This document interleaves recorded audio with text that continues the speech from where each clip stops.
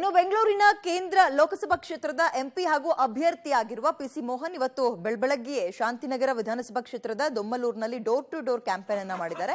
ಈ ವೇಳೆ ಮಾತನಾಡಿದ ಅವರು ಪ್ರತಿ ಮನೆಗಳಿಗೆ ಹೋದಂತಹ ಸಂದರ್ಭದಲ್ಲಿ ತುಂಬಾ ಆತ್ಮೀಯವಾಗಿ ನನ್ನನ್ನು ವೆಲ್ಕಮ್ ಮಾಡ್ಕೋತಾ ಇದ್ದಾರೆ.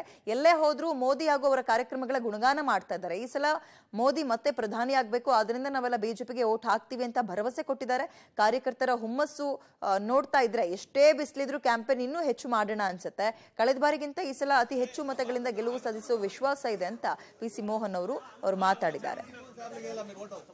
ಬೆಂಗಳೂರು ಕೇಂದ್ರ ಲೋಕಸಭಾ ಕ್ಷೇತ್ರದ ಎಂಪಿ ಪಿಸಿ ಮೋಹನ್ ಅವರು ಇವತ್ತು ಕೂಡ ಭರ್ಜರಿಯಾದಂತಹ ಪ್ರಚಾರವನ್ನು ಕೈಗೊಂಡಿದ್ದಾರೆ. ಶಾಂತಿನಗರ ವಿಧಾನಸಭಾ ಕ್ಷೇತ್ರದ ದೊಮ್ಮಲೂರು ಸುತ್ತಮುತ್ತ ಇವತ್ತು ಪ್ರಚಾರವನ್ನು ಕೈಗೊಂಡಿರುವಂಥದ್ದು. ಅದು ಕೂಡ ಮನೆ ಮನೆಗೂ ಹೋಗಿ ನೂರಾರು ಕಾರ್ಯಕರ್ತರೊಂದಿಗೆ ಮಾಜಿ ಮೇಯರ್ ಹಾಗೆ ಕಾರ್ಪೊರೇಟರ್ಗಳು ಅಂದ್ರೆ ಮಾಜಿ ಕಾರ್ಪೊರೇಟರ್ಗಳ ಜೊತೆಗೆ ಮನೆ ಮನೆಗೆ ಹೋಗಿ ಮತಯಾಚನೆಯನ್ನು ಮಾಡ್ತಿದ್ದಾರೆ. ಈಗ ನೇರವಾಗಿ ನಮ್ಮ ಜೊತೆಗೆ ಪಿಸಿ ಮೋಹನ್ ಅವರು ಇದ್ದಾರೆ, ಅವ್ರನ್ನ ಮಾತನಾಡಿಸ್ತಾ ಹೋಗ್ತೀನಿ.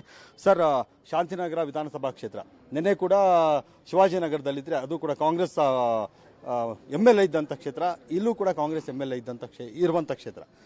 ಯಾವ ಥರದ ರೆಸ್ಪಾನ್ಸ್ ಸಿಗ್ತಿದೆ ಸರ್ ಲೋಕಸಭಾ ಎಲೆಕ್ಷನ್?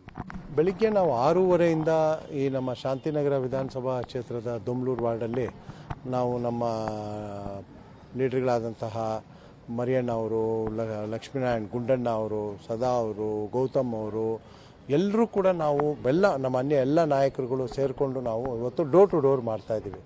ಜನರು ಎಲ್ಲೇ ಹೋದರೂ ಕೂಡ ಒಳ್ಳೆಯ ರೆಸ್ಪಾನ್ಸ್ ಇದೆ.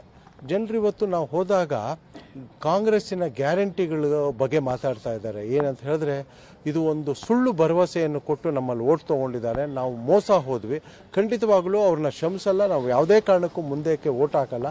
ನಮಗೆ ಗ್ಯಾರಂಟಿ ನರೇಂದ್ರ ಮೋದಿ ಅವರೇನೆ, ಮೋದಿ ಅವ್ರದ್ದೇ ಗ್ಯಾರಂಟಿ, ಅದು ಗ್ಯಾಸ್ ಫ್ರೀ ಬಂದಿರುವಂಥದ್ದನ್ನು ಹೇಳ್ತಾರೆ. ಬಹಳಷ್ಟು ಬಡವರು ಇರುವಂಥ ಏರಿಯಾ ಇವತ್ತು ಸ್ಲಮ್ಸಲ್ಲಿ ಹೋದಾಗ ಕೂಡ PM ಸ್ವನಿಧಿ ಲೋನು ಕೆಲವರು 10,000 ತೊಗೊಂಡಿದ್ದಾರೆ, ಕೆಲವರು 20,000 50,000 ಲೋನ್ ತೊಗೊಂಡಿದ್ದಾರೆ.